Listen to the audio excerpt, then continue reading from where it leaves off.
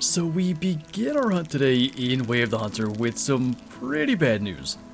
It would appear as though both of our 4-star mature whitetail from the herd we discovered down in Diamond Drill have died of old age, never having reached 5 stars, and I know we can't see that well through here and identify every deer in the herd from this point, but I've already been through here at the very beginning of this day cycle, and I'm pretty confident they are absolutely gone, which quite frankly is a shock to me.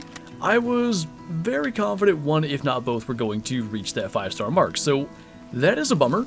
I thought we finally had the deer that we need to get 5-star whitetail, and it was just a matter of waiting, but they just weren't a high enough genetic potential to reach that mark, so I wanted to take out that 2-star mature. Clearly there are still good genetics here, just not quite enough, at least with those other two, to make it all the way to that 5-star mark. So where does that leave us?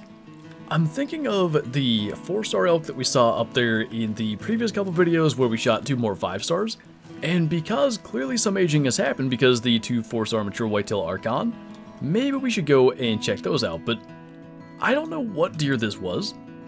I don't remember there being like a 2-star adult. Maybe there could have been.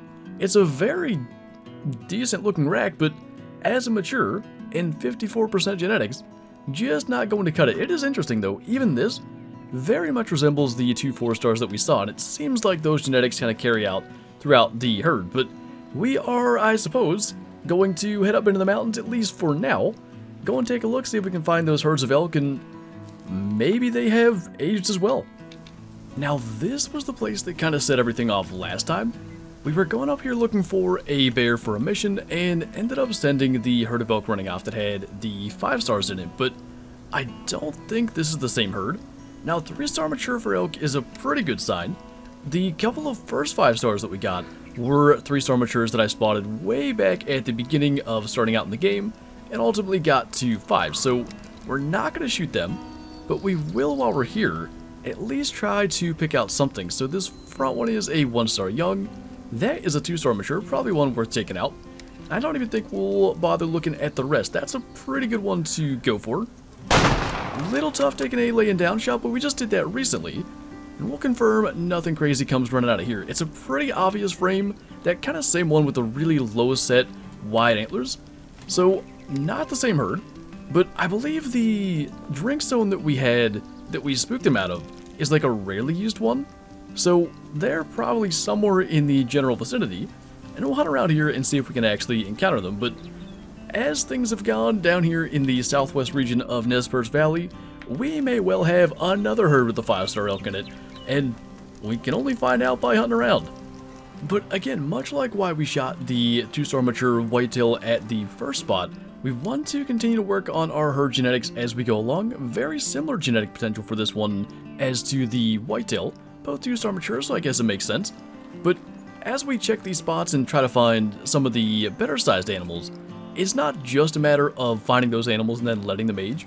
We want to shoot the lower potential animals as we wait to try to increase whatever spawns next and give them a chance of being high-star rating as well. Now this is the herd that we shot our, I think, second 5-star out of, and there is still back in here a 1-star mature, so while he is facing us and in the gap in the trees, I think we're going to try to get a frontal heart shot. Even if he goes a little kind of quartering, it should be doable. I'm actually considering going higher, but we'll just get that shot in there. Looks to be a good lung hit, so we won't go for a follow-up. And again, just trying to work on our genetics a little bit as we go through here. So he is heading off in that direction. Looked like he actually maybe just went down right in there. And I think the plan is going to be to continue forward to at least one more lake. This one over here, I kind of think we had a 5-star at, but at this point I can't really remember what's what with all the different elk that we have encountered, but just another one that needs to be taken out of the herd. And I probably should note as well, that always happens. I don't know why, but all of the elk walk up and away from the water and right to that point, so if you sit on it before the elk start to walk there, seems to be a pretty good spot. I wonder when we did this. I couldn't even begin to hazard a guess. I'd love if they included like the date and time of the shot. Couldn't even have a clue. It looks like he was a 1-star mature then as well. Like, he doesn't look any bigger. This time we actually did shoot him directly in the heart. Not a bad deal. 73% though, as a 1-star mature. I've talked about maybe being able to see animals decline as they go past their prime. That may be the case. They're hard to say exactly what would cause that. So it does at least appear as though we don't have any herds of elk at either this lake or this lake. So now we can try to turn our focus to looking for the herd with that 4-star. I hate to place so much emphasis on elk all the time as of late, but especially with what just happened with our whitetail dying of old age. Not that I think they ever got to 5 stars, in fact I'm quite confident they did not. But we definitely don't want to be giving the elk enough time to end up having the exact same thing happen, especially if they do actually get to that 5-star rating. I want to say that's our bull, and he is a 5-star mature. This is just insanity. It's been, I don't know how many 5 stars we have in total, but this would be 5-star elk number 7. It's just not even close to anything else. Then I guess if there is a bright spot to having our 2 whitetail not reach 5 stars, it is that we actually discovered this herd of elk and the other 1 or 2 5 stars that were here because we were trying to pass time and get those whitetail to eventually age. So what we had happen last time was we took a shot about 300 meters away broadside, and the angle ended up being a little bit less than perfect and the bullet did not do enough damage. So we are going to scoot in at least to 150 if we're going to take a frontal angle, and we'll kind of see if he ends up turning or anything as we scooch ourselves in here. Maybe 180 is going to be the spot. They are alert, so we may go ahead and try this. That's not too far off the 0 range anyway. I'd like him to stop and stand still, but maybe if we can just put that right in the bottom center of the chest. Look like we got him good. He actually stopped as we shot, and he dropped darn near immediately, so I believe we just shot 5-star elk number 7 in the heart. I don't even know what to make of this. I love the look of the elk in this game. They are probably, antlers and body model combined, the best animals in the game as far as looks, at least in my opinion. So, no complaints. The more of those we can fill our trophy lodge with, the better, but at some point we're going to run out of spots to put them in. I've considered taking down the Hollywood multi-mount, because there's a 3 bull elk multi-mount you could do, and we may end up having to do that eventually. For now though, this guy's got like the really nice ivory tips too, so that will look quite nice wherever we put it. And we'll see if we can come up with a halfway decent photo here with the antler kind of buried in the ground. And of the bunch, this might be the best photo we've gotten. It at least kind of appears as though the antlers are just behind the grass and not actually under the ground, but this is, if not the exact same frame, very similar to the one that scored, I believe it was 494. So let's take a look here. We did shoot him directly in the heart there at 173 yards, so it was only about 10 beyond the 0 range. We did, though, shoot almost directly between the lungs. We just kind of nicked the left lung. Now, the damage by the expansion may have been fatal, and of course the artery being hit there would have been even if we didn't touch the heart, but 94%, so I doubt he'll be as big as the 494. Total score of 460 on the dot. That is the second time now that we've had that happen. So what I'll be really intrigued to look at will be if we can put those two, not side by side, but there's another plaque, I think right above where we have the 494 mounted. It'll be interesting to see if you can see the difference between a total score of 494 and a total score of 460. Almost the max versus the absolute minimum, but that's the bull that we came here for. There actually are some other elk on the map that we've seen from time to time that I think would have a shot at getting up, close to 5 stars. We could attempt to go and look for them, but I think in general we'll just hunt around in the mountains and look for whatever shows up. Now this becomes a bit of an interesting opportunity. Unless I'm missing it, and it's usually pretty obvious when there's a big bull in a herd, there's nothing in here really other than maybe some subpar genetic males that we want to take out. So it becomes a good chance to try to take a bull that's attracted to a call.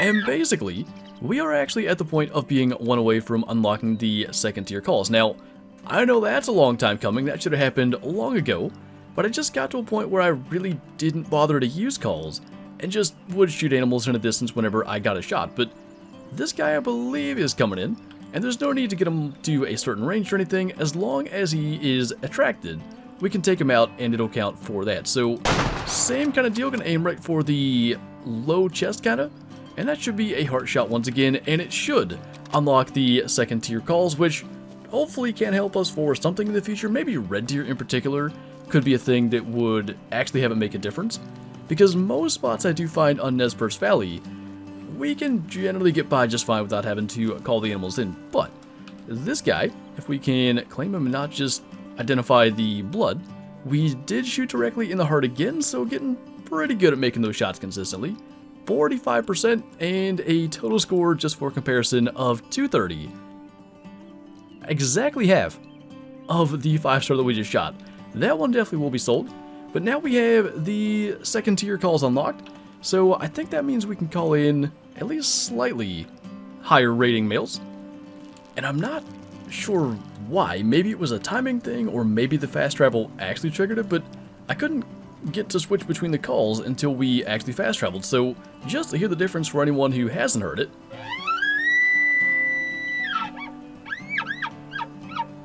There's a little chuckle added to the end of the tier 2 call, which can attract high fitness males. And again, the biggest reason that I want to really mess with that isn't necessarily for any near future hunts, but assuming that archery is eventually added to this game, the idea of taking a 5-star bull called in and with a bow is really appealing to me. So getting those calls unlocked before anything like that ever happens is important.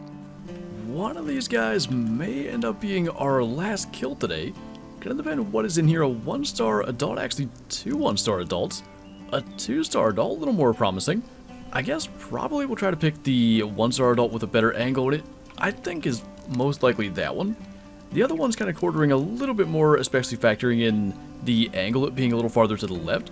So let's see if we can kind of dip that into a lung. I think it should have.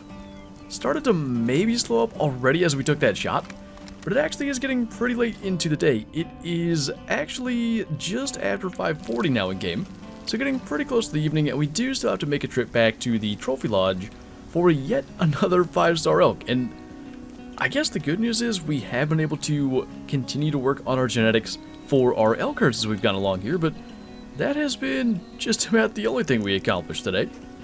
We got kinda lucky that we slid right down here to where the mountain goat's at. I think it actually died like right in there somewhere and slid as well. Or maybe it died not long after leaving that blood, but able to bring it down. A 52% genetic male, so definitely one to take out.